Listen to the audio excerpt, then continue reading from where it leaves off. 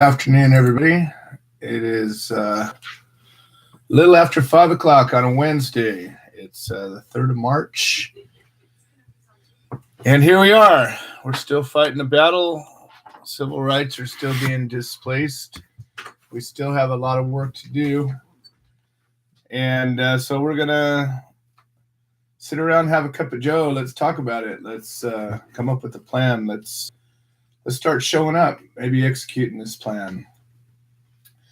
We have a little bit of a new twist to the show. So right now, instead of this show being cast on my personal YouTube channel, it's now being podcast on the Human Solution YouTube channel. But most easily, it's available to be watched on the Human Solution International website. Yes, that is THSINTL.org, and that takes you right to the YouTube feed. And I'm looking at it right now, THSINTL.org, and you'll be on the new YouTube feed. Lisa's also posting it on the Facebook thing, and we'll see what happens. So we have some changes going on. A bunch of pretty substantial changes, to be honest. The first and foremost, this show is being cut to 1 hour, but as much as I said to make a 1 hour show, it was put up as 90 minutes. So we'll see what happens. I'll maybe cut back slowly, and this week we'll do 90 minutes, and next week we'll do 1 hour. It's not going to be easy because there's so much to talk about, but what I noticed was time is just a thing that if we don't make it important, it becomes not important. And we go out of our way to create a show like this and to make it available to everybody and to save it and archive it. And then you go back and you look at who's watched it and who hasn't watched it, and you see who's doing what and who's not doing what, and you realize there's a value to the show, but it's not doing what it could and should be doing. So I'm rethinking my plan. I'm going to keep the show going no matter what. I do this show for the people that need to be heard.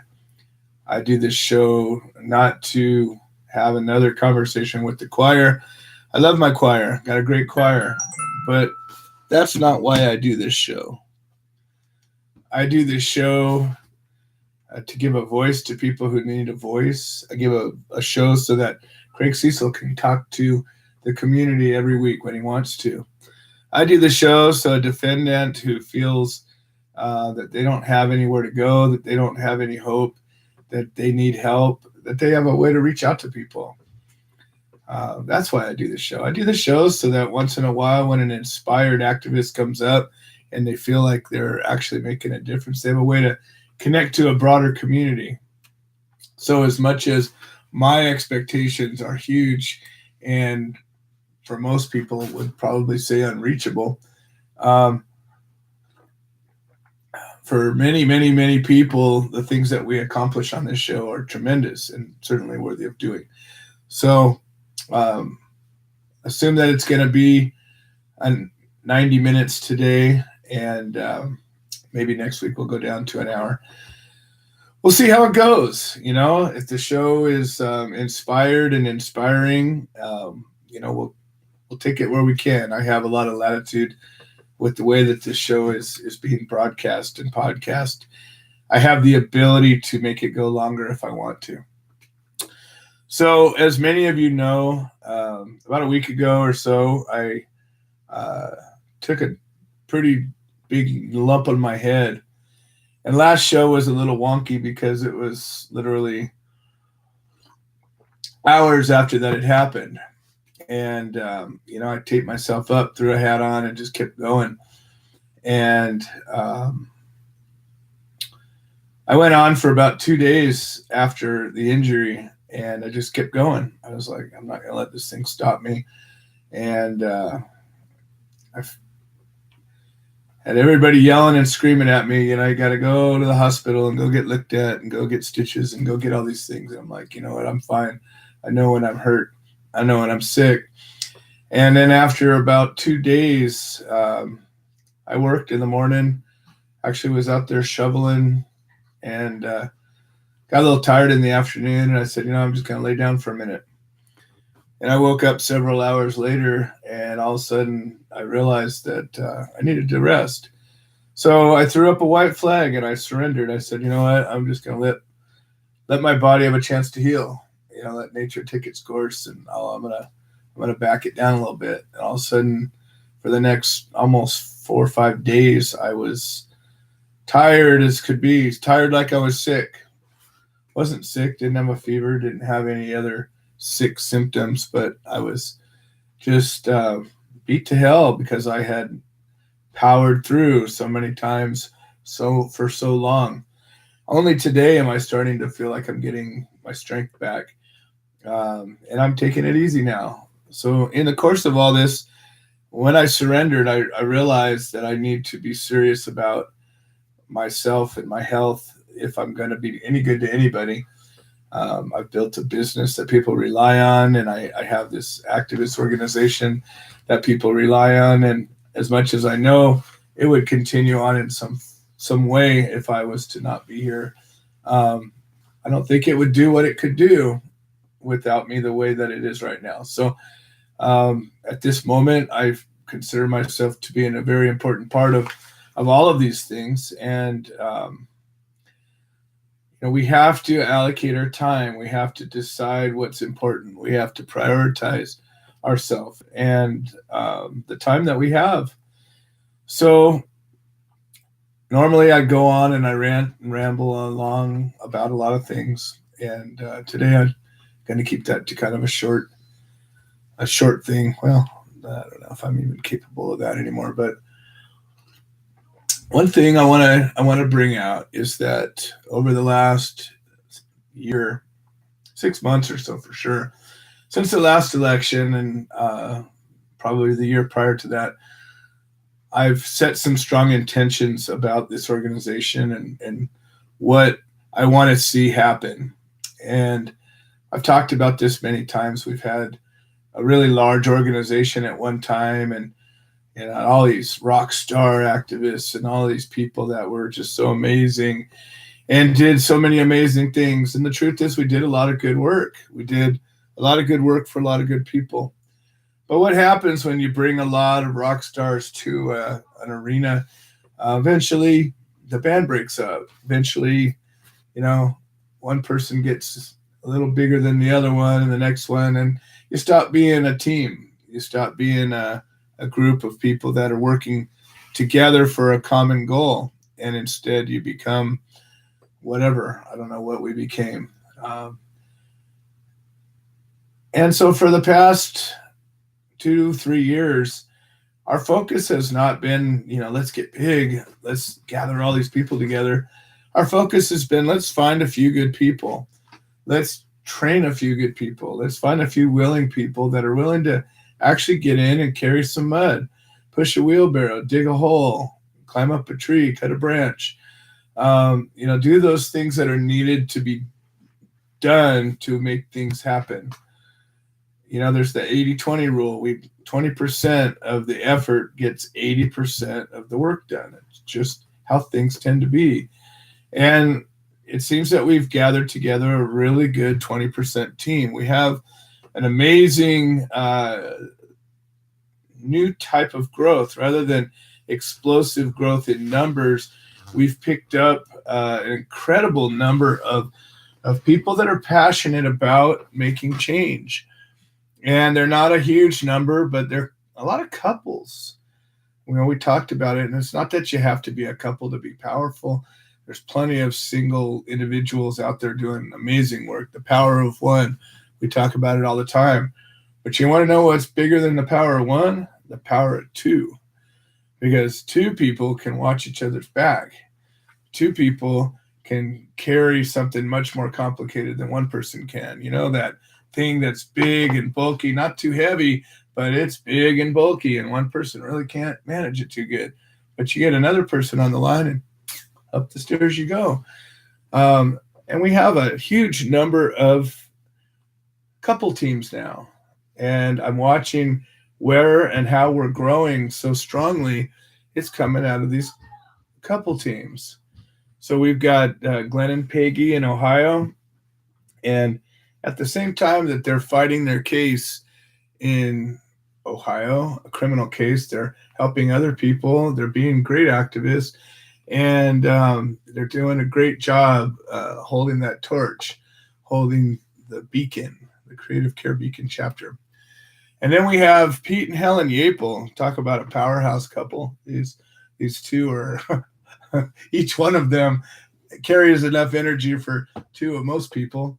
And you put them both together and it's a dynamo, it's just amazing. And, watching them explode, not only with their own activist work, but, working with the company and building the Solidarity Over Separation chapter. Just amazing to watch it all happen. And then we have Sarah and Mike in Kansas. My God, do you want to talk about a motivated couple? These two are just exploding right now. They're up at the Capitol. They've launched submitted a piece of legislation called the Human Solution Act, of all things. And it's amazing and beautiful because, if you ever think about that concept, the human solution, it's elegant, it's brilliant. It is, truly the thing that could change the world. Because who is the solution? Who has all the things it takes to fix everything? Yeah, the humans. Absolutely. And, no matter what, if you have a spiritual bent, the divine's held within all of us is how it's supposed to be, right? We all have that spark. We all have that thing about us that is divine. So it's truly the human solution.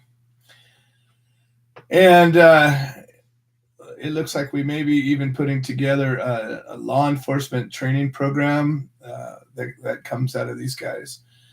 Kansas, of all places, blows me away. But it's happening. We got a great team. We got Chris Howell. And hey, Chris, how's it going? Sarah and Mike, and we got Ann, and more and more people gathering around in Kansas. And then here in Central California, up in Fresno, California, the armpit of California. Oh, no, Calexico's the armpit, I'll tell you. I think Fresno's probably like the belly of California. The San Joaquin Valley and that whole area is kind of like where all the food comes from. So we'll call it like the belly of California. It's kind of a plain, wide open place. There's some beautiful mountains up there, and what was it, Zion, I think. What is it? Anyways, there's redwoods up there, and there's some beautiful forest area. Yosemite's on the backside of Fresno. But the valley itself is, you drive through it, it just goes and goes, and there's trees and nothing, and trees and nothing, and oil fields and nothing, and trees and nothing. And the people are very conservative as a rule, and it's an interesting place. Well, Scott and Nikki moved out there, and these guys have just been on fire to get a foothold with the human solution. And for 10 years, I've tried to get an outpost out there. We had a little Bakersfield chapter for a few years, and it just like smoldered. It never really lit up. We've done a couple rallies out there, and we've been out there. The green team's been out there to try to carry it, but it just always kind of, as soon as you stop breathing into the balloon, it would just go back down. So these guys are doing it. And today they got on the road and they went up to Redding, California. And last week we had Steve Raley on the line, and we talked to him about,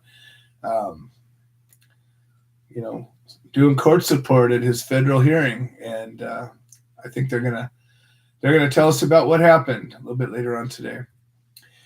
And hopefully our guest, Jonathan Windy Boy, he's a senator from Montana. And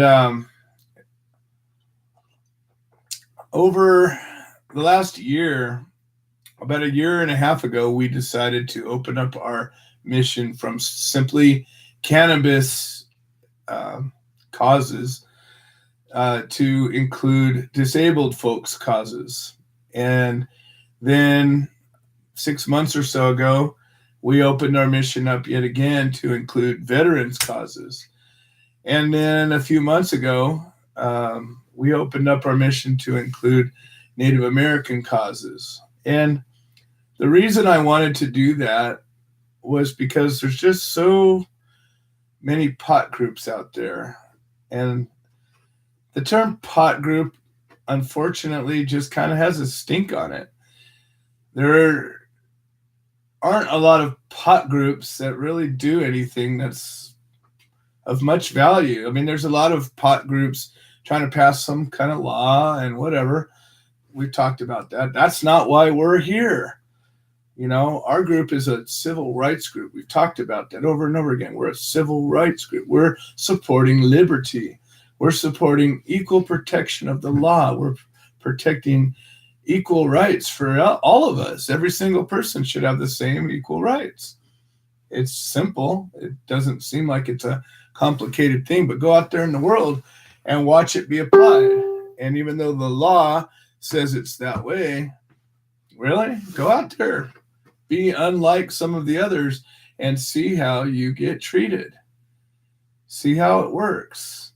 Because it doesn't work the same. And women don't get treated the same as men. And people that have one color don't get treated the same as another color, depending on where you go and what you're doing. You know, there's places that me as a white male can go and I'll get treated like shit because I'm a white male. And there's places where a black man or a black woman can go and they'll get treated like shit because they're a black man or a black woman. And it goes on and on and on. We have segregated ourselves as society in a lot of ways, even though the law says that's not the way it is.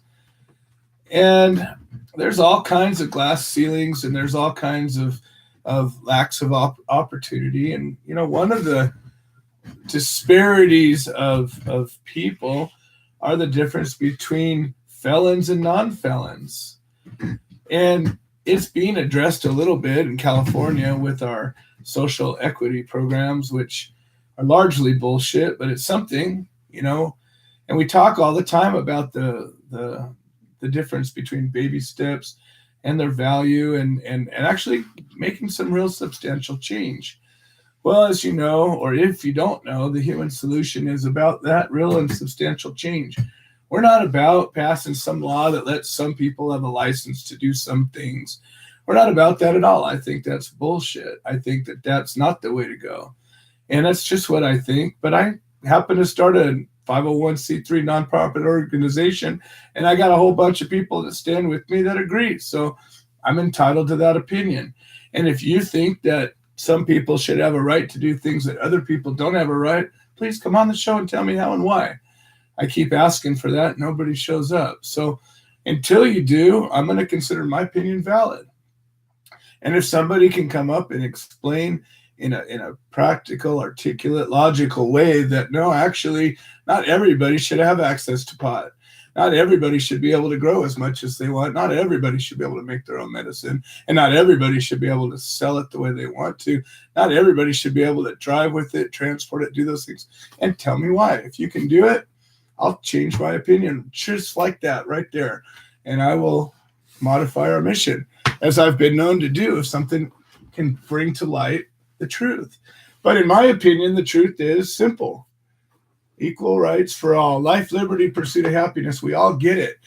We all get it the same. Doesn't matter who you are. Doesn't matter what you look like. It doesn't matter how old you are. It doesn't matter what sex you are. It doesn't matter what sex you want to be.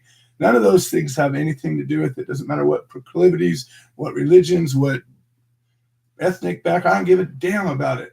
We all have the same.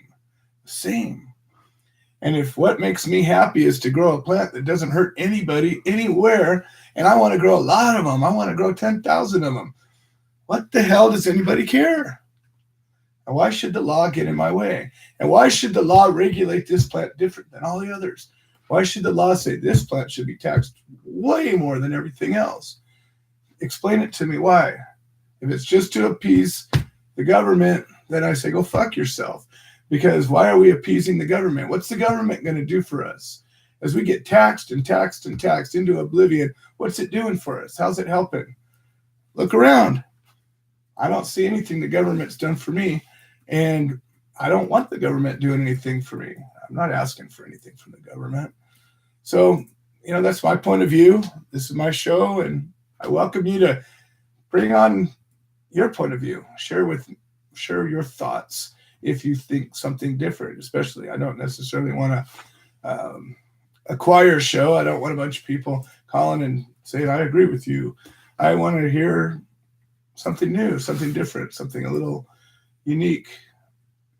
But at the end of the day, hopefully what you have to bring to this show is going to in some way further the idea that we the people have these rights and that we have the power to make change to further our access to these rights. And sometimes it means we have to go pass laws. Sometimes it means that. Sometimes it means we just change public sentiment. For a long time, we've had bad laws. And imagine what it would be like today if we had some of the laws on the book that we had in the past. Laws that made it a crime for a black woman and a white man to get married. We used to have laws like that. What about laws that forbade a woman from owning property? We used to have laws like that. What about a law that allowed one man to own another man? We used to have laws like that. And it goes on and on and on. A lot of bad laws we've had. Now, if we today had a law like that, what would your mama tell you to do? Would she say, follow that law? Or would she say, oh no, that's a bad law. We got to disobey that law. That goes against our morals. That goes against the fabric of our society. That goes against what's right. I think any good mama would tell their child, you don't follow that law. You don't talk about it, but you don't follow that law. So why is it that for almost 100 years, we've had laws on the book that say you can't have pot? And yet so many people across the country, they say, well, it's not legal. And they're okay to say, follow that law. There are people that have died. There are people, many people have died because they were afraid to take this medicine that could have helped them, that could have kept them alive. I was afraid because the law could cause them harm. There are people who have lost their freedom. They've lost their homes. They've lost their lives. They've lost their spouses. They've lost their jobs. They've lost it, on and on and on. The losses because they broke those laws and they got caught. I'm not saying it's without risk. But until we make the change that we need to make, don't we need to break these laws more? Isn't that the right thing to do? There's still people locked up for pot. And I know I keep hearing stories. I keep hearing stories about, in Sacramento, they're going to expunge 9,000 records. Yeah, simple possession records. And when they're done with that, there's going to be 10,000 people still stuck with records that were for something a little more than what they expunged for. And everybody, instead of saying, wait, we got to keep going, are going to say, well, look what we did. We're going to rest on our laurels and we're going to pat ourselves on the back and say, we're making progress. Yeah, I mean, I can't deny that we're making progress. But when does the progress need to be real? When does the progress need to be real? We have people locked up today that don't have any way to get out. We have people that are going to die in prison today. One of them hopefully is going to call into the show soon. He's usually calling in by now. Hopefully he didn't get stuck on lockdown. But it happens, and it's happening, and it's still happening. We have people that are never going to get out of prison unless we do something about it. And it's not a couple of people, it's a lot of people. And some of these people are old and crippled and tired. Some of these people are in wheelchairs. Some of these people are young and they have children. And Obama didn't get them out. And it doesn't look like Trump's going to get them out. And it's going to take us. There's not going to be some Congress isn't going to pass some reform that just does it. It's going to require a huge effort from us to say, you know what? We got to end it. Oh, here's Craig right now. We got to stop this. So let's see what Craig has to say about all of this. You have a prepaid call. You will not be charged for this call. This call is from Craig Cecil, an inmate at a federal prison. This call is being recorded and is subject to monitoring. Hang up to decline the call or to accept. Hello, Craig. How are you doing today? Hello, Joe. Well, I'm looking at one of my common views here. I see out the window there's snow, then there's a whole bunch of razor wire and a fence, a guard tower, and then the rest of the world. Wow. That's quite a sight. Yep, and other than the snow, it never seems to change. Well, it's been raining out here pretty much solid for the last few days, and it's supposed to be raining most of the rest of the week. So we're making up for a few years of drought, it looks like, out here. Yes, I heard some news that California seems to be getting what you got more than the annual amount of rain already this year, huh? Oh, we're way over our averages. We've gotten, I don't know, 3 or 4 times what we got last year already. It's pretty amazing, and there hasn't been a huge amount of damage, so it looks like we're going to get a reprieve from all the fires for a little while at least. Well, hopefully the forest fires will stay down, and you might even be able to go out and water your grass this year. Huh? We'll see. Yeah, the lawns may return for a little while. So what's been happening out at Terre Haute? You're calling in kind of late. I was hoping that you weren't getting locked out again. No. Here it's been fairly quiet, which is good. Just because it's been cold outside, it's been 20 degrees or less. So guys are kind of stuck inside, and everybody's just trying to stay out of everybody's way. So that's about the best we can do with that. But otherwise, from one thing I've been kind of surprised with is there's a whole lot of marijuana bills now in front of the U.S. Congress, apparently. But from what I'm hearing from a lot of the people that are really well informed, it seems as though a lot of those people are not happy with the bills as they exist. What's your take on those, like the 2 420 bills? Yeah, most of them fall way short. There's a couple of decent ones. I think Cory Booker's bill is a pretty good one. And, there's a couple of good ones that, for all intents and purposes, repeal cannabis from the Controlled Substances Act. But the ones that get all convoluted and regulatory and restrictive, unfortunately, in a federal government that's already wrought with bureaucracy and all the problems that ensue, I don't think any of those would ever get out of committee, which none of them have yet anyways. We haven't even come close to a vote on any of them. I've looked back, I go to congress.gov pretty regularly, and there hasn't been one of these bills that have even come close to enough sponsors in enough committees to come up to the floor for a vote.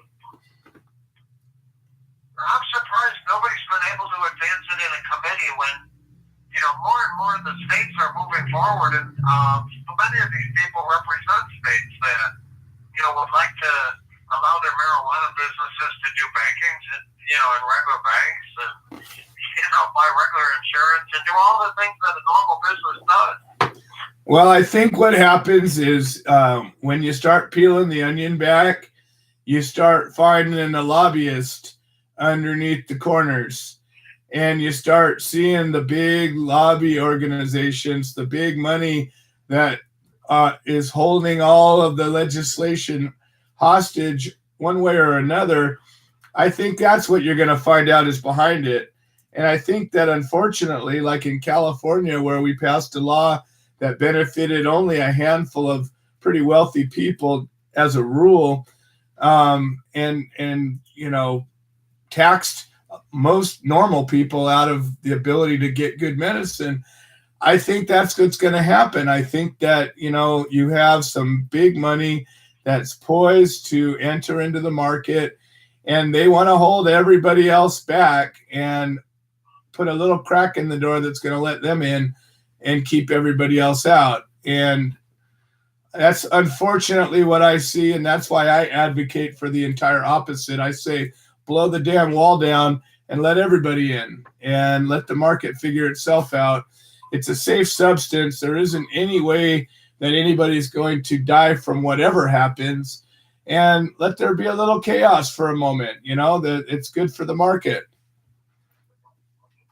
Well, as you know, I think virtually every advocate I know just says for the federal government to pull it out of the Controlled Substance Act and leave it up to the states.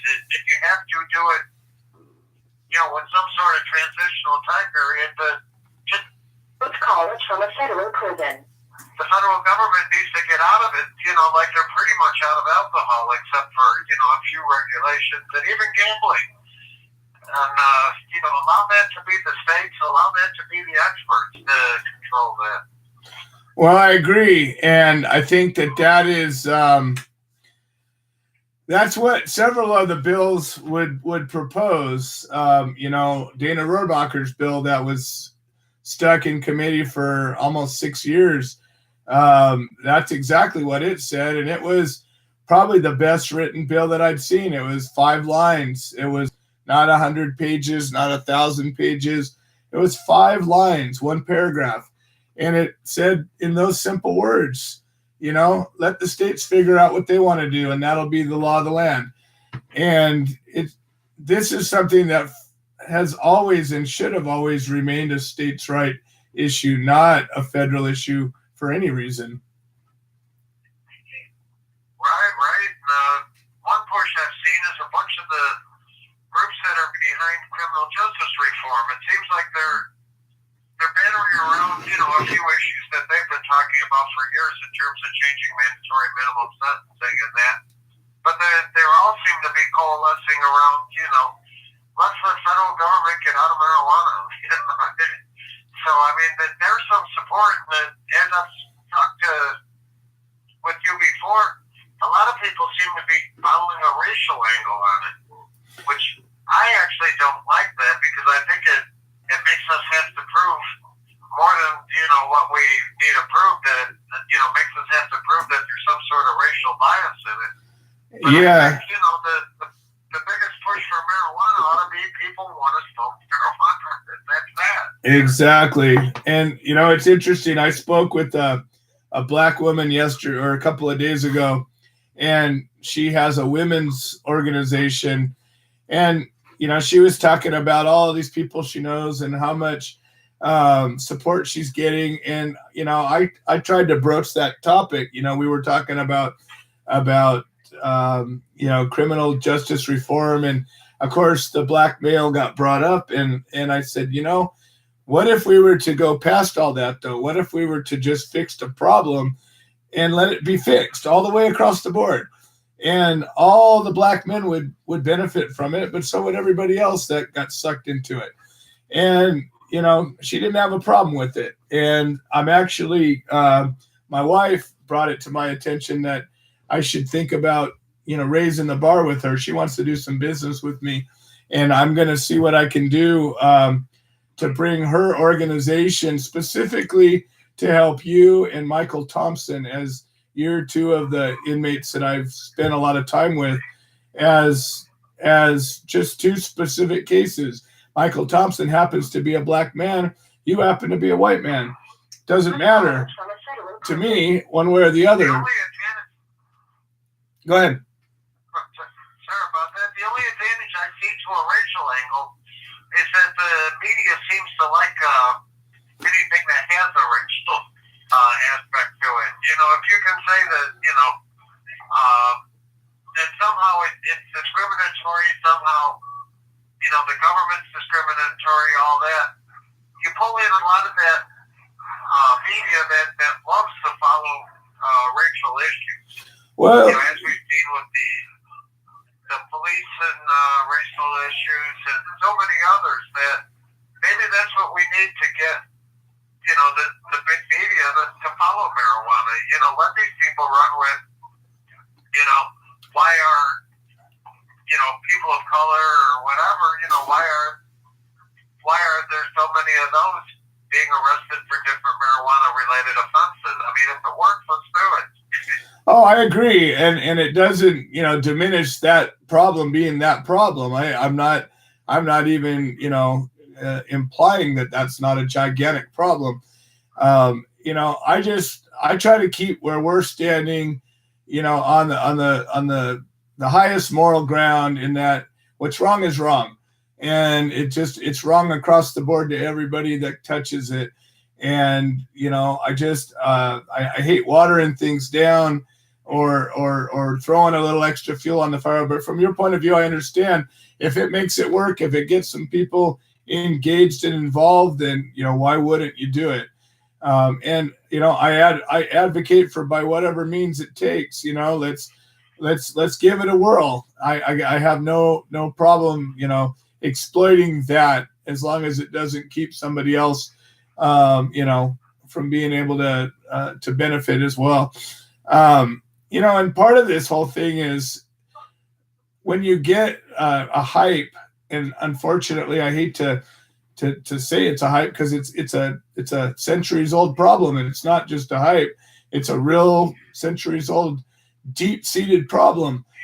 But when it becomes in vogue, you get these idiots like this actor going out there and getting himself beat up or whatever happened. I don't know what actually happened, but it sort of seems that might have happened in order to take advantage of that situation. And I think to myself, you know, you got copycat serial killers that you know, mimic horrific acts because somebody else did it and got attention for it. You got all kinds of people, you know, taking advantage of a media twist on things. I just hate to see that kind of thing happens. I hate to see how many people are going to get accused of things they didn't do because of the Me Too movement. You know, these are all things that I'm not saying the Me Too movement's not valid in any way. And I think that women have been horribly taken advantage of throughout all of history, all the way up into the present day, in every way that a man could. But that doesn't mean that every man did it. And that doesn't mean that every man did it just because a woman said she did. And that's the problem, is you lose justice when you start getting caught up in these sort of in vogue causes. I just read a legal case tonight of a guy that's here. And I'm afraid that this may be a new vehicle for him, is that this guy was suspected to be a methamphetamine dealer. And they searched his home, they searched his car, they did all kinds of things. They couldn't find any methamphetamine, but their confidential informants kept saying that, you know, he's a dealer. So what they eventually found is him and his wife both had some marijuana. So they ended up arresting him federally for the marijuana. And when it came time to sentence him, in the federal sentencing laws are based on how much of what kind of drug. What they did is, he's looking at a very small sentence for the amount of marijuana he had, they added in what's called relevant conduct, and that's just based on rumor what, drug activity the person was also involved in. Well, they piled on all kinds of methamphetamine that they never found, that nobody ever said, that they seen this person with it or anything else, just basically based on gossip. But they piled on all this, what's called relevant conduct, and came up with a 19-year sentence for him. Wow. So they're really using the marijuana just as a vehicle to get him into court and then sentencing him for whatever he wants. Wow. That sounds like the federal government to me. Well, there's your first beep already, Craig, so I'm going to go ahead and let you carry it home. Well, but I'm just hoping that everybody will still continue, as Dee Dee and others have done, to get a hold of our congressman. Let's change, especially our marijuana law, our marijuana imprisoning laws that make them so that at the very worst, they carry up to 20 years in prison as a violent crime and not murder violent crime does. Let's reform these drug laws and make them more reasonable, more proportionate to the crime. I couldn't agree with you more, Craig. And I know that a lot of us have done just that. And we're going to continue to advocate for that. And, we've got you on the website as a call to action. And, that's what we're here to do.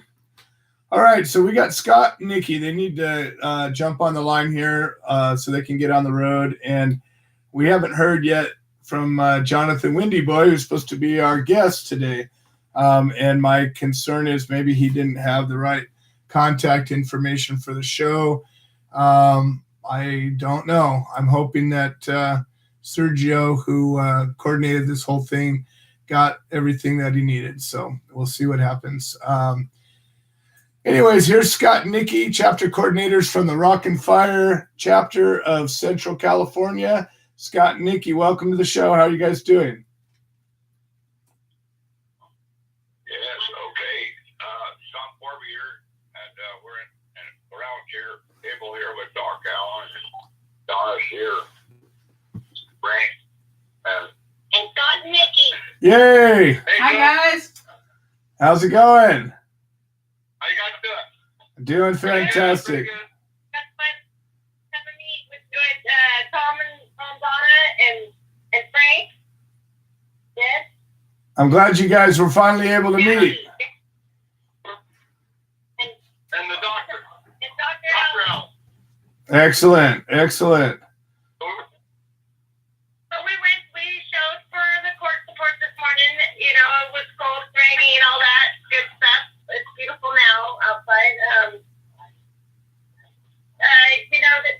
It was the case was dismissed, and he's going to have to appeal it, I'm sure, for a term or whatever. But I don't know what else really to say.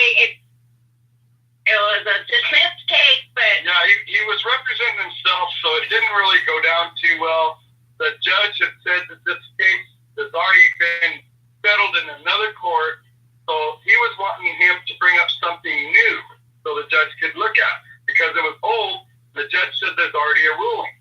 So, unless he has something else to go on, it's it just dismissed. wasn't quite prepared. It's hard to represent yourself, but he tried, and we'll see how it goes when he appeals the excessive fees. I guess that's going to come out of some attorney fees. But Well, So it's. that's what they did. They just Go ahead. go ahead. So I was just saying that's what they did. They dismissed it. Right. And, unfortunately, without exception, every single time I've seen any of our people defend themselves pro se, it's never gone well. And I think that the people that have chosen to do that have a lot of heart and a lot of passion, but you got to learn the rules of court. And, that's what lawyers do. They spend a lot of time in court. They go through law school. They pass the bar. They have to learn all those little details. And that's why the court pays attention to them because they follow the damn rules. And unfortunately, just because somebody did you wrong doesn't mean you get to make things up your own way and file something because you think it belongs there. There's a system that you have to follow. And I gave Steve a lot of respect and time for doing it. But as soon as he said he was pro se, pro per, my heart kind of sank because my thought was that he's probably going to put a lot of time in preparing something that might not be applicable. And he didn't tell us that this case had already been settled and dismissed the way that it had.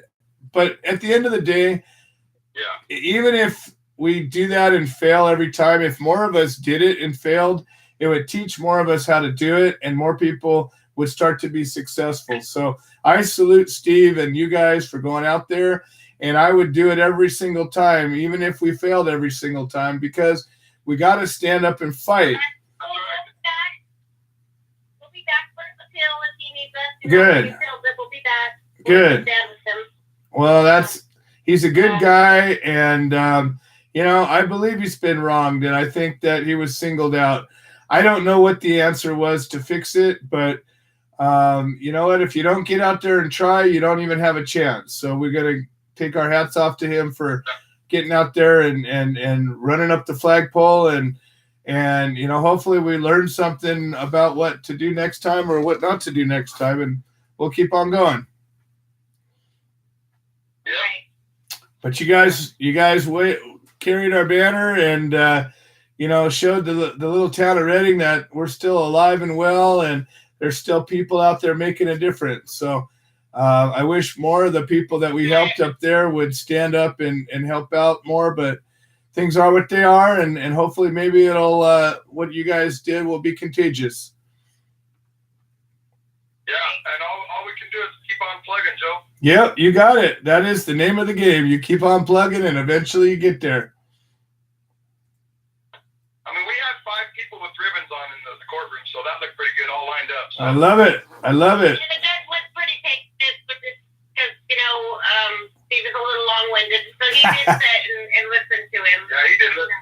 Well, that's good. That's good. He did give him the time of day. It's just things weren't addressed right to him, Right. But legally. Yeah. Well, at least the judge wasn't rude to him and didn't just cut him off as so many judges might. No, he wasn't. So. He was very, very nice. He was very, gave him the time, let him talk, and say what he needed to say, and I thought that was great. He couldn't really be upset at that. Well, that's good. It's at least we gained some ground there, because it doesn't always happen that way. So, well, thank you guys for being up there, and I'm really glad you guys got to meet the NorCal team, and it warms my heart when our chapters get to come across paths and the folks get to meet each other. It's good. It's good work. Yeah, can't wait till we can all meet up. And we were able to meet Tom and Donna and tell them what we're doing about Nicole and her stroke. Yeah, absolutely. That's some more good work too. Yeah. She looks really good. Well, Donna's a sweetheart. We love her to death. And I just want to see her up there doing a jig again before too long. Yeah, that's the plan. Awesome. All right. All natural. Wax for Liz from the bee lady. You hear that, Joe? Oh no! What was that? That was Donna. Hello, Donna. 10 gallons of it. Hi. Yeah, I've got you some natural beeswax. All right. Yum. 10 gallons of it. Oh, thank you. Yeah. And there's a lady that sells honey along the side of the road. You can get honey and you can get bee pollen. That's fantastic. And you can get the wax. Well, we'll put that to use. So Did that one. we'll make something. Yeah, I know you. Especially Oh yeah, you betcha. We'll make something nice and pretty for you. Well, I'm glad you're continuing to get better, Donna, and I'm looking forward to getting up there before too long to come and see you guys. Looking forward to seeing you and Liz too. All right. Well, we'll talk to you guys soon. I'm glad you're back home. All right. Yeah, me too. Okay. That's an easy place to get into, but a hard place to get out of. Yeah, it's true. Yeah.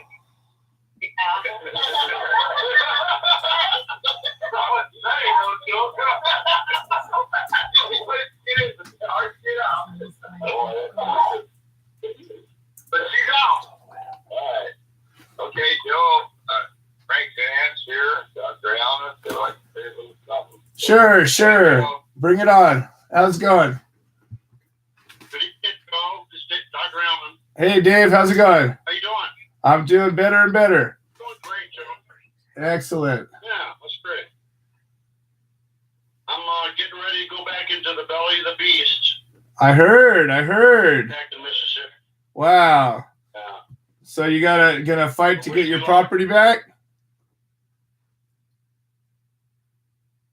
My property's intact. I'm gonna try to homestead it and keep it from being seized. Oh, good. Excellent. Gonna take a stand. I love it. So we'll see. I go to get the IRS. You go to the IRS? Yeah. That's right. Well, I wish you the very, very best, and let me know if there's anything we can do to help. Well, hopefully you won't have to be supporting my court cases anymore. I hope not. One day I hope not to have to support anybody's court cases because there won't be any more. Well, hopefully that'll happen sometime, but so I'm just going to try to play nice down there and see what happens. Well, let's you have my support. If there's anything we can do, just let me know. All right, well, thank you, Joe. I appreciate it. You betcha. Yeah, thanks, Joe. And then we have Jackie Cordova here. She's helped us so much. Hello, Jackie. And she might want to say hello. I'm from Orange County, Santa Ana. I rep Santa Ana. I've been there for the last 25 years. We're involved in all the cleaning up the political corruption in Orange County, which is also the belly of the beast. Well, I grew up in Orange County. I know all about it. Oh, good. The Orange Curtain. Perfect. So I'm up here prayer tying all this together. The traveling medicine woman on the spiritual side of things, tying all of this story togetger. Oh, good. Final curtain. Well, you're in good company there. Exciting to watch all. Definitely. Thank you. I love all the work that you guys have done. Thank you so much. Well, we got a long way to go, but that's kind of what it's all about. We're trying to drive the final nails into it, knock the wall down. Oh, that's right, Joe. And we never make plea deals. We always take them to trial. We always get all our discovery. We always file the 9-9 dismiss probable cause motion. And in that case, there's also entrapment. When you think about it, if there's no probable cause, they're entrapping you. And what we always want to do in all cases is we want to go ahead and file our injunction and our lawsuit, although it doesn't apply until you win your case, and of course that's civil. Now, a lot of our attorneys, even Tully, will not take civil. Some attorneys actually do all three, even Lands. And I want to thank Joe and Mary, Becca, Lisa, and all those up front line always come together to end prohibition. We all are POWs. No one should be going to jail for our plan. And don't get to breathe. Yeah, you don't forget to breathe. Yeah, don't forget to breathe, Donna. And I could probably come back in at the end of the show. I have something else to share if that's appropriate. If not, I want to thank you all today, Joe. All right. I also want to thank all the wishes, my happy birthday wishes. Yeah. Happy birthday, Tom. Thanks, Joe, and all everybody. Okay, I'll come in later. Otherwise, thank you all today. All right, Scott, and Nikki, and Tom, and Donna, and Frank, and Jackie, and Dave. It was good talking to y'all, and we'll see how the rest of the show plays out. All right, so again, Jonathan Windy Boy, not sure where you are. Hopefully you're going to make it, and we don't have some kind of a time zone issue. Worst case scenario, he'll come on next week. So I got Pete Yapel on the line. We're going to bring him up, and then as you might suspect, I've got a few more things to talk about, and we'll see where we go. Pete Yapel, Pete and Helen Yapel, again, as I mentioned, amazing couple, and they're just doing such good work in New York. We just got to see each other in Philadelphia a couple weeks ago, and these guys figured out how to get their podcast radio show onto live TV, and they're literally do their show every week on public access, live TV, regular mainstream TV show.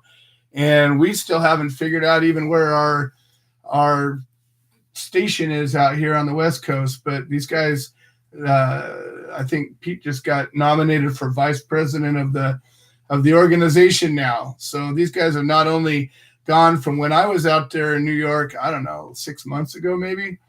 We went and saw our first taping of a show. We were guests on a hack show. It was the worst experience ever, but they got their little teeny foot in the door in this studio, and the next thing you know, they own the place. Blows me away what's happened out there. So Pete, tell us what's going on in New York City. Joe, that was the Hackett show. I swear. And that was, honestly, it was almost a year ago. It was last April, believe it or not. Wow. April or May. Yeah, it's been a year. Yeah, it's been crazy. It's been a crazy year, too. First off, before I forget, I want to say happy birthday to Tom Corby. Today's Tom's birthday. If anybody didn't know, and I wanted to wish him a happy birthday. And I'm glad he was on the line. They're doing great work out there. Helen right now is actually updating our website, putting all the Willow Creek Springs products on there individually so people can look at them to bolster business. We've been growing and going crazy out here. Out every day. We've been out every day. Yeah, lots of interest, and we do it the right way because we do it a different way than anybody else. We offer the product and we offer the knowledge, and we train the staff while we're there. We let the people know what they're selling because we found everywhere you go here in New York, you can walk into any store that has CBD products, and you can ask, "Do you sell CBD products?" Yes. Well, can you tell me anything about them? They don't. Yeah, it's $90 or this is $75, and this, they know zero about their product. And so we're trying to offer them that. As far as the human solution goes, gosh, you know what? We got a letter from Mario Cuomo in the mail yesterday because I wrote for an audience with him, and I got a return letter back from the Department of Health for some reason. I guess he felt that they needed to talk to me.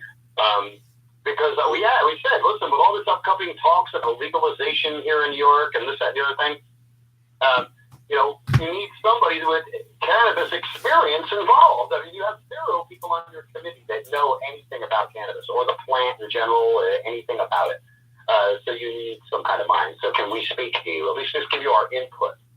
And then we got a letter back that said that they had that meeting in January 2018. What? Yeah, we still don't have to. Now, another thing quick, too.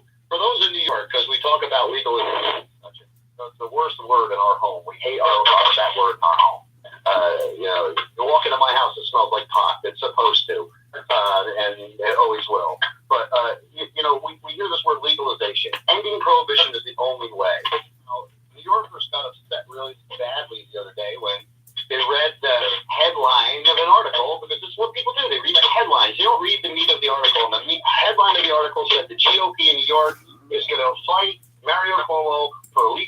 cannabis for adult use in New York.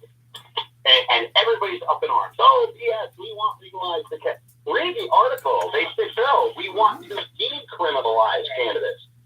So they want to do something even better. So stop reading the convoluted headline, read the meat of the story, and maybe you might get behind something real instead of downing something that a guy that wrote an article that's against cannabis wrote. Come on, man. That's what it's about, and that's why we do our TV show. And our show that's showing this week has a feature piece on the human solution in there. All of our board are on there, and all the members are that have made pieces of why we are part of the solution. Elise put together a really nice piece with all of our clips, and y'all can view that on our YouTube right now, actually, if you want to. Can we talk 420 on YouTube? And that's what we keep doing. We just keep trying to keep the movement moving. When we get these off election years, we kind of get stagnant. We got to keep fighting every day. And we got to stop accepting crumbs, everybody. Ending prohibition is the only solution. I cannot travel from state to state as a patient with my medication and not be a criminal. You understand how screwed up that is even? Even if you have the right in your own state, now you're captive in a cage to your own state by their rules, and you can only ingest as they say, buy what they say you can buy from. When you can actually buy this plant, produce this plant, manufacture this plant, do everything you want to do with this plant on your own. So yeah, it's crazy. Totally crazy. Well, I appreciate everything you guys are doing. And, one day I'll have me a TV show too. I can't wait, man. And you're always welcome on ours. We're going to find a way. We were talking with Dino, and we're trying to coordinate a way where we can set up our 50-inch screen TV in there and Skype you in like they do on network. Oh, that'd be cool. Figure out the digitality of that. And then we'll just do me and you will do a piece. We'll just do a quick piece. Well, what we are doing is what I'd love your permission for, if you don't mind while I have you on here, is I would like to take pieces from Cup of Joe and insert them into Can We Talk. Well, I have some pretty strict. Where it's necessary. I have some pretty strict rules about my content, and I'll explain them to you as follows. Sure. Anything I've ever published in any way, shape, or form ever is open source. You can take anything I've ever done and do anything you want with it. And I love you. Oh my God, man. That's my rule. I love you. Anything, if I put it out there, it's for everybody to have for free. That's it. Plain and simple. One day when I finish writing the book, I'll sell the book, and there'll be stuff in the book that isn't anywhere else, and that's why you'll buy it. But other than that, that's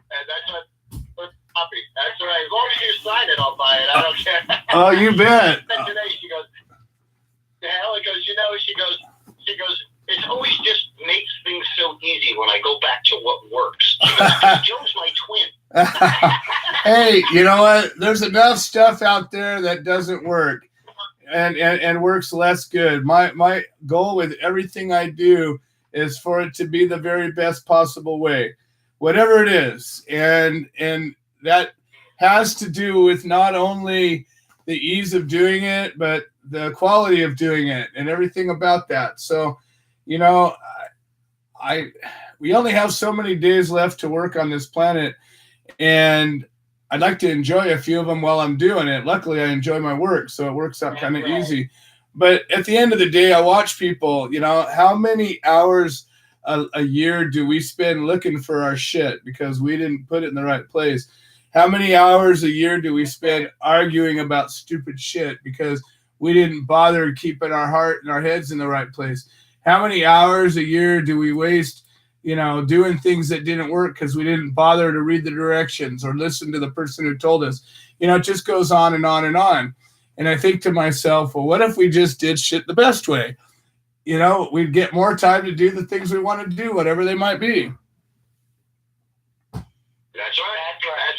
Hey, listen, before we get off, I just want to ask everybody, this is such a positive group, and we have this great energy. Can we just please send it to Florida to our friend Marty? Yes. He is a member of the Human Solution and very sick at this point in time, and she has my heart, man, and I just wish if everybody could just please just keep her and Joe in her thoughts. Yeah, Marty's a wonderful person, and I haven't had a chance to meet her in person yet, but I hope to do that. But we've been working with Marty now for coming up on a year, and she's been a member of the organization for a while now, and she's just been very supportive, even though her health has not. And she's been in and out of the hospital since I've known her. And, she's fighting the fight, though. She's got the best attitude. She's got the best smile, and she's got a good heart, and we love her. So, put your thoughts and prayers to Marty. She needs them. Thank you. You bet.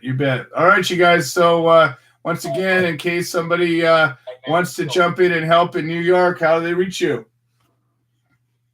They can reach us on Facebook at Solidarity Over Separation, the Human Solutions Chapter in New York, or they can reach out to us at 845-522-3162, or always at CanWeTalk42small.com. Excellent. Thank you so much. Mary, can you check the caller area code 612? I don't know if that's Jonathan, but we got 20 minutes left in the show, and I'm hoping that he makes it through here. So, all right, Pete and Helen, always a pleasure, and I look forward to seeing you guys again soon. All right, so, we talked about Jonathan Windy Boy, and whether he makes it on the show today or not, I don't know. But I want to talk about justice. And, I mentioned a couple of things that are probably pretty poignant. What would happen if a woman falsely accused a man in holding office of inappropriate behavior in this climate today where people are looking for men to hang? And it doesn't take anything away from all the cases that are real. The thing is about justice is blind. It's blind. It doesn't see. And if justice is really there, it has a scale, and it weighs both sides to any story onto it. And it has the balance of the law, the balance of righteousness. And it doesn't see your color, it doesn't see your age, it doesn't see your sex, it doesn't see anything about you. It weighs the case on its merit as it is. And I just want to say this is very important to remember. And it's difficult because, as I said, from all time, since the first man took advantage of the first woman, probably happened, less than a generation after the first man met the first woman. People's nature is dark. We take advantage of each other. It's just historically the way it is. And it doesn't mean everybody does it. It doesn't mean everybody does it equally. It doesn't mean that everybody has this darkness, but enough people do that says it's there, it's real, it's a problem. And when people get power, they take advantage of people that have less power. It's a human nature thing. Look throughout all of history. You'll see it. It's prevalent. It's everywhere. And, just recently it's come to light in the Hollywood scene. It's sad. It's horrific. Lives have been destroyed over it. But it doesn't mean that every man has that in his heart. It doesn't mean that every man in a position of power is going to abuse that power. It doesn't mean that. And it's important for us, if we're going to be really fighting for what's right, to remember that. Because it's easy to get caught up in hysterics. It's easy to get into the frenzy mentality, and people will take advantage of that. And I just want to remember, we have to use our hearts and our minds equally. We have to weigh the situation out as a true situation. We can't just make an assumption. And I want to bring a point. 10 years ago, I was accused of many things I didn't do. And there was a guy, probably still is, I don't know. Guy's name was Rich Anderson. And he was an employee at my dispensary, my collective. And he managed one of my 3 stores. I had 3 stores at the time. And he was a friend of my partner's, and I didn't really like him, but he was a friend of my partner's, so I worked with him best as I could. And he was always butting heads with me, and I'm a pretty easy to get along with guy, and I across the board, everywhere I go, all my life, I've gotten along pretty easy with people. But this guy, for whatever reason, he crossed me everywhere he could. And he didn't want to do things the way we did them. He just had his own thing he wanted to do. And he always thought somehow I was trying to undermine him or something. I'm not quite sure what it was about. But one day I showed up and I discovered that, he's drinking on the job. And we're a cannabis collective, dispensing medicine to people that deserved it under the law in California at the time. And we did our very best to be law abiding at the time. And I found out that happened, and I said, hey, you can't do that. So I gave him a verbal warning. And then found out he was also doing pharmaceutical drugs, supposedly under the guidance of his doctor, but he was obviously impaired a couple of times when I came over there. And I finally gave him a written warning. I said, you can't be like this. You're supposed to be running the store and in charge of employees, and you got to be together. So he signed his warning, and I thought, well, whatever happens, at least I've got evidence. And then finally it happened a 3rd time, and I fired him. And I've told this story before, but today I think it's a good day to tell it because of what's going on with Jonathan. And didn't think anything about it, and he kind of smiled and he walked out the door. Never thought I'd see him again, honestly. I didn't think any reason I should. And then I get raided, and over time, the complaint was sealed, and so we had to file a motion to unseal the complaint. And we got the complaint. Turned out this guy, Rich Anderson, had made up a story, called the cops, told the cops that he had intimate knowledge of dangerous and illegal activity going on at these premises, and he feared for his life, and that's why he had to call the cops. And that incited them to launch this investigation, thinking that we were some kind of, criminal drug lords. We were the El Chapo of our time, according to the law enforcement. And I thought to myself, when I saw this, I'm like, wow, this guy's a drunk and a drug addict, and I fired him because of it. I have proof. I go, what's his word going to be worth? Well, turns out when the cops raid you, their job is to seize all the evidence and then weigh the evidence out and decide if they have a case. But it turns out that's not really what happens. It turns out what the cops do is they take all the evidence and then they keep the evidence that builds their case. And if there's any evidence that would help your case, which they call exculpatory evidence, sometimes it disappears. Sometimes it gets damaged and destroyed. It might be there, might not be there. Well, it turned out that this particular file that would have undermined his case and probably would have changed the course of my life, cops didn't know anything about. It just disappeared. Well, I didn't have many copies of it because didn't think I needed them. I think you just have one, one original, one copy. You wouldn't think you need any more than that. Well, I thought to myself, well, if he just gets up on the stand and tells the truth, I got nothing to worry about. But that's not what happened. So during the course of my 18-day trial, 18 days on the stand, it was a month-long actual trial, Rich Anderson spent, I believe, 2 days on the stand, 2 full days testifying. And there were very few words that came out of his mouth that were actually true. This man lied over and over and over and over and again. Some of it was just fabricated stories. Some of it was some truths that got turned a certain way that made it look different than that they actually happened. But it was all told in a very specific way to make me appear guilty of something I wasn't guilty of. And I remember sitting up there on that stand thinking to myself, I just wanted to scream.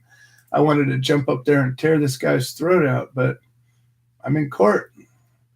That wouldn't go over so well, now would it? I'm in a place where justice is supposed to happen, in a system where justice is supposed to happen.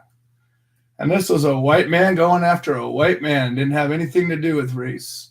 Didn't have anything to do with religion. Didn't have anything to do with sexual proclivities. Didn't have anything to do with gender. Didn't have anything to do with any of this. Just one asshole trying to take down another one.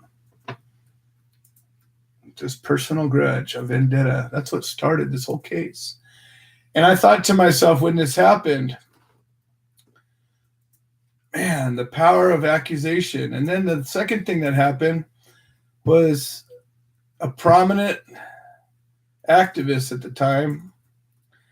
I remember this guy. This guy actually recently had a case that was asking for support, lots of support. Everybody stand up and rooting for this guy. But I can remember at the time that it happened, I was accused initially of thieving power. It was one of my charges. Eventually, they dropped that charge because they discovered, actually, they didn't have a case. I didn't steal power. But they claimed initially that I did.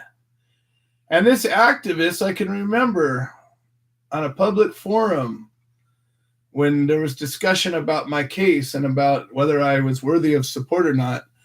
And this guy came out and lambasted me. This is a guy who's supposed to be a brother. A guy who was famous on a TV show. And he accused me of stealing power, something again I didn't do. And I thought to myself, wow, this is the world we live in. So our words are important. Our words are so important. And justice is so important. And liberty is so important. And imagine if we lived in a world where this stuff actually had a chance to be. And so when I hear about a man who gets accused of something and he says he didn't do it, and I look online and I search about this guy and I couldn't find anything that says he might have done it, I say, well, you know what? That's worthy of our cause. So just giving you a little background on how I feel about this and you know what this is really about. This is about righteousness and it's about justice. And if you spend a lot of time in court, you will not see a lot of justice. You'll see a lot of law and a lot of legal things happen, and you will see a lot of things, but you will not see a lot of justice. Maybe once in a while, but it's not the rule. It's not the law of the land as it's supposed to be. All right, folks, we're coming down to the end of our 90 minutes, as we said we were going to do. I got David from Minnesota on the line. I don't think I know David, so let's see what David has to say. David, welcome to the show. How are you doing today? Doing well, sir. Thanks for taking my call. Oh, absolutely. I don't think I know you, but welcome. Yeah, thank you. I was really enjoying listening to your story, and it's really sorry that happened to you. It sounds like it's a pretty rough time for you there. I just wanted to point out it kind of parallels what we saw happen to the Supreme Court Justice Brett Kavanaugh. I don't know if you remember that back in, I think it was August or September. Sure. And it was a similar thing where it was like, here you had this guy who, prior to his nomination, was known for having this great record, and everyone that he worked with had always said something positive about him, and everything that he had done a lot to help women and all that. And it was like, all of a sudden he gets nominated as a conservative justice, and it was just all these women just pop up out of nowhere and claim all these unbelievable things. Then come to find out weeks later that several of the women were on record claiming that they just made the whole thing up. But look what happened. Look what happened. It was damning to his situation, and people will never look at him the same, regardless of what really happened or didn't. There's plenty of people that convicted him in their hearts just because somebody said something. Exactly. And it was like, but part of it was also kind of inspiring to the country, because when that day came when, Susan Ford made her testimony, that he gave his testimony after, I felt like all the people that actually witnessed it and saw it, you could feel the power in what he said. I mean, it was so obvious that she was just making it up. Anyone who saw it could tell she looked like someone who was mentally disturbed. But what he said and the way he said it, I felt like galvanized the country, because people could tell this guy was an innocent man that was simply being attacked for political reasons, and it was being done at a time when the Me Too movement was pretty much at its peak, to where women could accuse a man of basically anything, and the assumption is that you had to believe her no matter what, regardless of the evidence. That a man had to be presumed to be guilty before proven innocent in their eyes. And so I feel like the country has seen that, and we understand that, and it's clear that there's one side of this country politically that is allowed to regularly engage in this double standard against their political opponents. And it's, for whatever reason, they can continue to do it with reckless abandon, and no one ever calls them on it. And I just wonder if you noticed that as well. Well, I see just I see a toxic waste pool in our government right now, and unfortunately, I see the last 4 administrations, it just seems to get worse and worse and worse.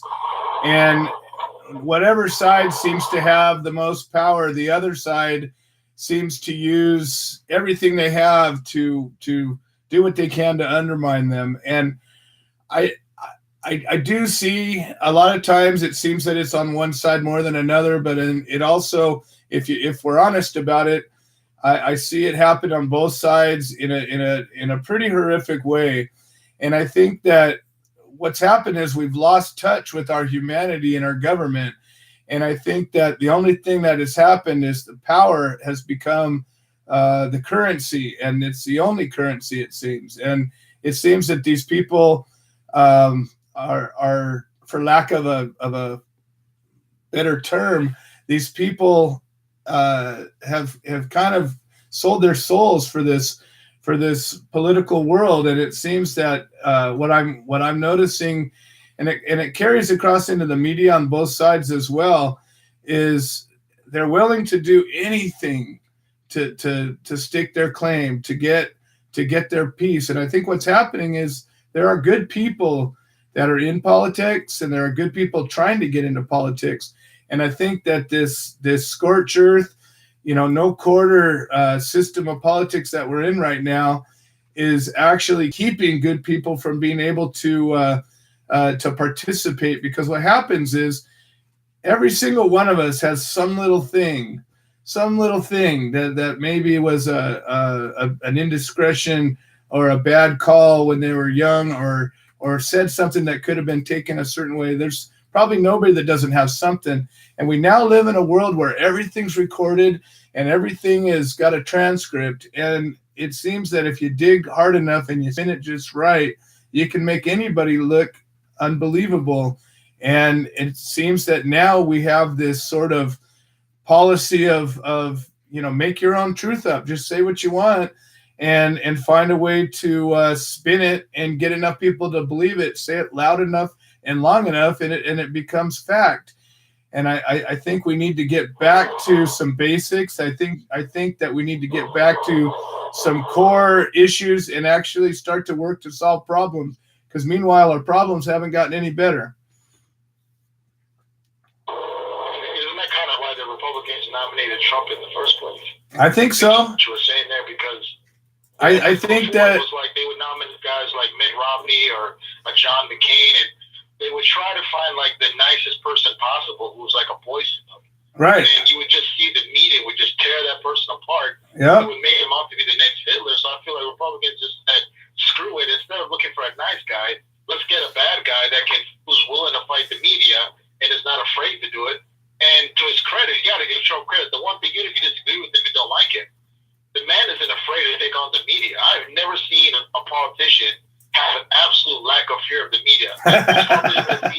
He's not afraid of anybody. They're terrifying. Yeah, no, I'll give you that. That's great on him. I'll give you that. So, you know, that, and I think that I tend to not have a lot of real political discussions on this show because it's so galvanized and it's hard to have a real common sense conversation without being hardcore on one side or the other. But my point has always been with Trump, I don't think the Republicans wanted Trump. I think the people picked him because he was not Hillary, because he was not the establishment. And you know what? People got that. They wanted it and they got it. Now, they don't know that they necessarily expected him to come out and be how he's been, but it doesn't matter. That's what I think that's what they wanted. They wanted something that wasn't the status quo. They didn't want the government as it's been. And you know what? I think, and I've talked to this about a lot of people that are, you know, I'm a libertarian by my own nature, you know, and I think both parties have really gone far astray from their core values. But the point is I think that the good thing that comes out of Trump is that he's shaking the tree and he's shaking it hard. And I think that there's a lot of people waking up and they're deciding to participate. They're deciding to care enough to have an opinion today. And it looks like I lost Dave, but you know, I'm not a political talk show by any stretch. We're come to the end of our 90 minutes. No Jonathan Windy Boy today. I'm going to try to figure out what happened to him. I'm going to give Tom Corby the last word, though. We're going to go a couple seconds long. It's Tom's birthday, and he said he had a little something else he wanted to say. So, Tom Corby, you get the last word. Welcome back.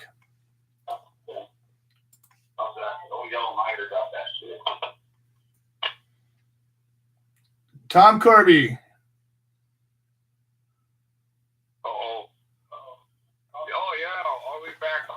Yeah, last word here. We're doing a 90-minute show today. Yeah, all right. My phone's almost dead. I can't find a white cord. Sue said, that's racist, Tom. iPhone cord. I might go with Dad. All right. Well, that's all right. Talk while you can. We're not men and women of brevity, that's for sure. No, we're not. Well, we come for civil rights cases also, and this is my chiropractor for years. My chiropractor for years injured, and another chiropractor took over the office and promised 50-50 on the take, and never paid her. And I went in the other day for a chiropractic treatment. It was closed up, and what he did is took all her equipment, never paid her, and moved to Yuba City. And then right away they were freaking out. Like when a defendant gets out of jail, they're freaking out. Right away I calmed them down. Now they got an attorney. Didn't discover any kind of going to start filing motion, and it looks good that this person, this is not only criminal, this is the grand larceny, and also civil. So we always file a junction and lawsuit, and even if what it does is we throw everything at them we can, we make them sick of us. And when we start talking about we're going to sue you, they have to sue you finally. So I have an appointment with, and I'm going to sit down and advocate with an attorney. Now, this is what we do. The first thing I told her also is start a statement and start writing down everything you can think of to happen. Also, if you have with an attorney a meeting, you want to turn your recorder on and record everything. So this is what we do in the Human Solution. We advocate for civil rights cases. If there's no victim, how can there be a crime? The goal and the vision, no matter what you think of your friend, Joe, me, not about us. The goal and vision is to finally end prohibition, the failed war on cannabis, and free all our Cubbies, if you had not gone to jail for this plant, like Joe and I and all of us, you certainly don't want to. So come join us, help be the solution to end prohibition. And be sure that these are historical shows. I'm ready to hear Willie, and I'm so proud that he's a member of the Human Solution. All right, Tom. Thank you all today, and of course, don't forget to breathe. And when you breathe it in deep, breathe all that good in, and then let all the guilt, shame, pain, let it out the bottom. And don't forget to breathe. All right. Today. You bet. Tom Corby, folks. Happy birthday to Tom. And I got one last quick announcement. The Human Solution website has been and is being updated. So this show is featured on the front page of the Human Solution, THSI.org. We have a new calendar, and you can submit an article or, an event on the calendar now. And finally, this is kind of some cool news. One of our board members and our screener, Non-Compliant Mary, has very generously agreed to donate a bunch of art pieces that she has. She used to have an art gallery, and I've been to her place, and it's like a magical elven forest. It's the most amazing, eclectic bit of whimsical, amazing artwork. Anyways, I don't know which pieces she's donating, but she has a number of pieces that she's going to be donating, and they're going to be featured on the site, and you can purchase these pieces of art as a donation to the Human Solution, and you'll actually get a tax write-off for this as well. So this is all happening very soon, and real grateful for all of that. Grateful for Mary and Becca and Lisa and everybody else who's helped make the show possible, and we'll see you all next week. Hi, I'm Willie Nelson, and the Willie Nelson Teapot Party and I endorse the Human Solution, supporting cannabis prisoners because no one should go to jail for a plant. Little things I should have said down, you were always on my mind. You were always on my mind. Thank you for using Blog Talk Radio. Goodbye. Alrighty then.